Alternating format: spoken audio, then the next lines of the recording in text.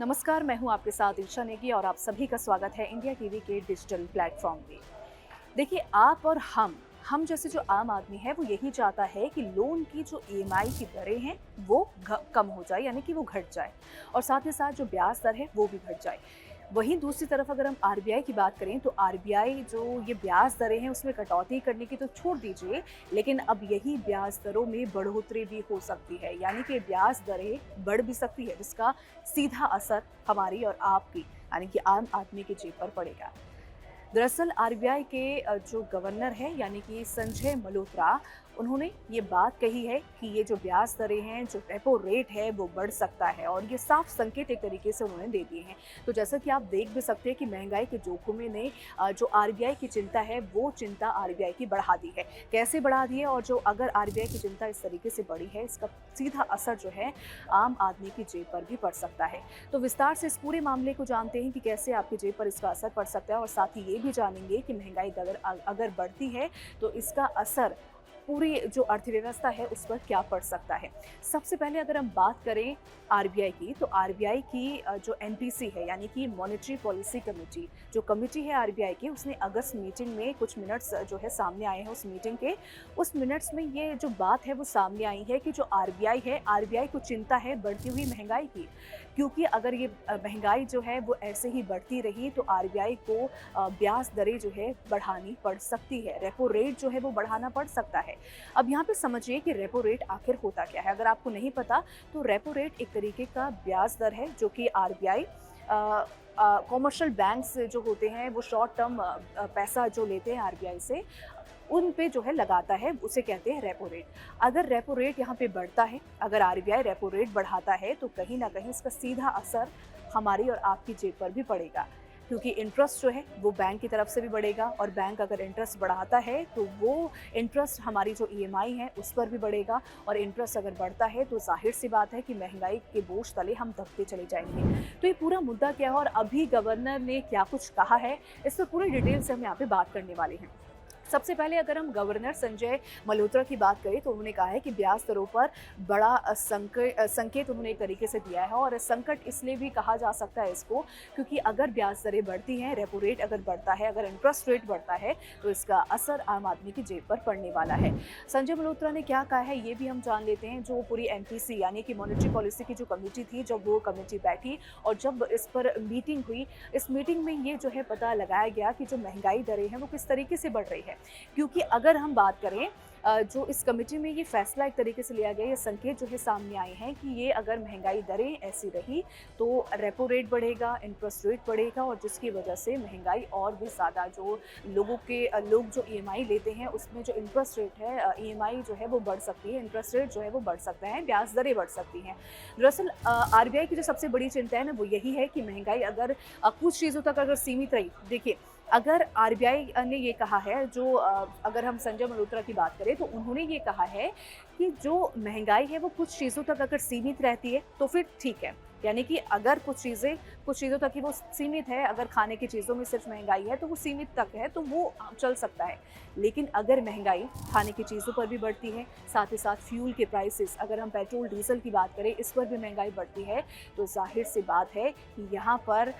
जो कंट्रोल करना है ना महंगाई पर, तब मुश्किल हो सकता है और तब आरबीआई को एक बड़ा कदम, एक बड़ा एक्शन लेना पड़ेगा और फिर सख्त रुख अपनाते हुए आरबीआई को रेपो रेट जो है एक तरीके से उस पर भी बदलाव करना पड़ेगा। हाल ही की अगर हम बात करें तो हाल ये जो बैठक हुई थी आरबीआई की, उसके अगर हम रेपो रेट की बात करें तो 5.25% में जो है बरकरार था रेपो रेट, यानी कि इस पर जो है हम ईएमआई में कोई भी इसका असर नहीं पड़ा, जो पहले से था वही बरकरार है। लेकिन ये रेपो रेट का जो परसेंट है वो बढ़ सकता है और कहीं ना कहीं जब ये बढ़ेगा तो कॉमर्शियल बैंक से जो पैसा लेते हैं आरबीआई से उस पर भी इसका असर पड़ेगा। कॉमर्शियल बैंक जो ब्याज देता है आरबीआई को वो भी बढ़ेगा और कॉमर्शियल जो बैंक्स हैं वो ईएमआई भी बढ़ाएगा। तो जाहिर सी बात है कि ये कहीं ना कहीं घुमा फिरा कर जो है आम आदमी के लिए एक बड़ा संकट है और आम आदमी के लिए बड़ा संकेत भी है, जो कि संजय मल्होत्रा ने एक तरीके से दिया है। हालांकि यहाँ पर जल्दबाजी आरबीआई ने नहीं की है और आपको टेंशन लेने की बात नहीं है, क्योंकि आरबीआई ने ये कहा है कि अगर महंगाई की दरें बढ़ती हैं, अगर महंगाई की दरें ऐसे ही बढ़ती गई, अगर महंगाई की दरें कुछ चीज़ों पर सीमित नहीं रही, तब जाकर हम ये फैसला लेंगे। क्योंकि अगर हम बात करें अभी अमेरिका और ईरान के युद्ध की, यूक्रेन और रशिया के युद्ध की, तो ये सारे जो कॉन्फ्लिक्ट्स अभी चल रहे हैं पूरी दुनिया भर में, उसकी वजह से भी ग्लोबल सप्लाई जो चेन है उस पर भी इसका असर पड़ा है। इसी वजह से जो क्रूड ऑयल यानी कि कच्चे तेल पर भी इसका असर देखने को मिल रहा है, इसकी कीमतें बढ़ रही हैं। और यही वजह है कि भारत में पेट्रोल डीजल की कीमतें हैं जो वो अचानक से बढ़ी हैं जब ईरान और अमेरिका का युद्ध जो है स्टार्ट हुआ। तो यहाँ पर देखें, एक तरफ तो जहाँ महंगाई की दरें अगर हम बात करें बढ़ती गई, तो आरबीआई की जो चिंता है वो चिंता कहीं ना कहीं और भी ज़्यादा बढ़ेगी और आरबीआई को बड़ा कदम और सख्त रुख अपनाते हुए रेपो रेट और इंटरेस्ट रेट में जो है वहाँ पर एक तरीके से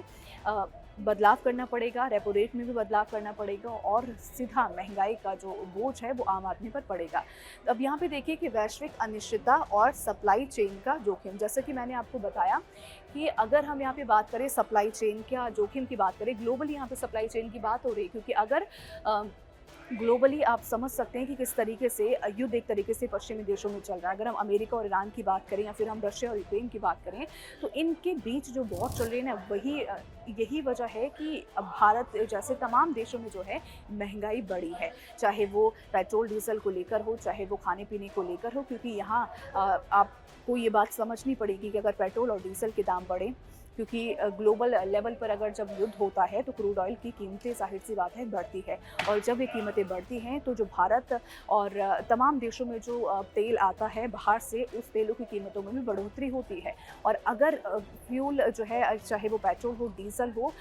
उन पर जो है अगर महंगाई बढ़ती है तो जाहिर सी बात है कि जो प्रोडक्शन कॉस्ट है वो भी बढ़ेगा और साथ ही साथ ट्रांसपोर्टेशन भी बढ़ेगा। यानी कि इसका पूरा असर जो है वो अर्थव्यवस्था पर पड़ेगा, इकोनॉमी पर पड़ेगा। और देश की इकोनॉमी पर अगर इसका असर पड़ता है तो आरबीआई सख्त रुख अपना सकती है और सख्त रुख अपनाते हुए रेपो रेट में बदलाव कर सकती है। और साथ ही साथ अगर ये रेपो रेट में बदलाव होता है, अगर ये रेपो रेट का जो परसेंटेज है वो बढ़ता है, उसमें बढ़ोतरी होती है, तो कहीं ना कहीं इसका सीधा और साफ असर हमारी जेब पर भी पड़ने वाला है। आम आदमी को भी एक बड़ा झटका यहाँ पर लग सकता है। तो जैसा कि मैंने आपको समझाया कि वैश्विक अनिश्चितता यानी कि युद्ध की को लेकर, जो पश्चिमी देशों में जो युद्ध चल रहा है उसको लेकर, और साथ ही साथ सप्लाई चेन का जोखिम जो है वो कहीं ना कहीं ज़्यादा है ग्लोबल लेवल पर। और वहीं अगर हम बात करें आरबीआई ने अपना रुख जो है वो अभी क्या कहा है, तो आरबीआई ने कहीं ना कहीं यहाँ पर साफ तरीके से वेट एंड वॉच की स्थिति में अभी है। क्योंकि आरबीआई की नज़र जो है वो महंगाई पर है, वो उस महंगाई पर है जिस महंगाई से पूरे देश की अर्थव्यवस्था जो है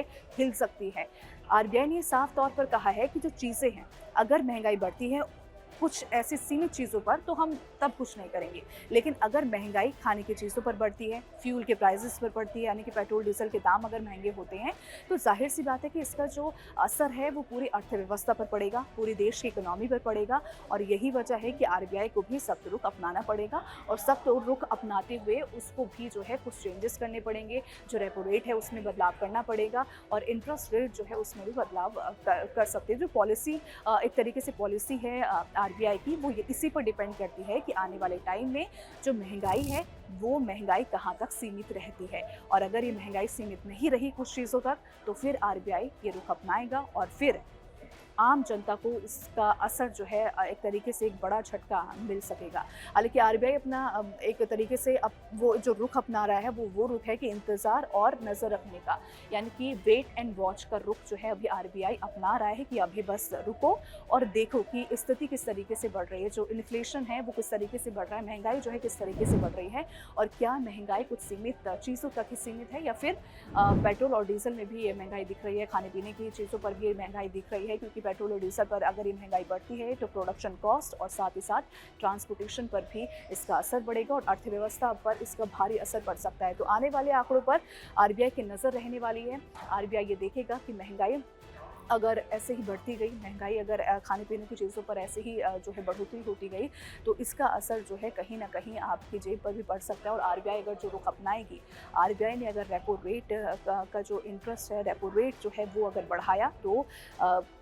इसका असर जो है सीधे तौर पर आपकी जेब पर पड़ सकता है। वो कैसे पड़ सकता है मैं आपको समझाती हूँ। समझ लीजिए कि आपने होम लोन आपने लिया है, होम लोन आपने लिया है और आपने जो है किसी बैंक से आपने लोन लिया और उसकी जो ईएमआई है वो कहीं ना कहीं अभी कम है। लेकिन अगर आरबीआई रेपो रेट बढ़ाता है तो उसकी जो ईएमआई है वो ज़्यादा होगी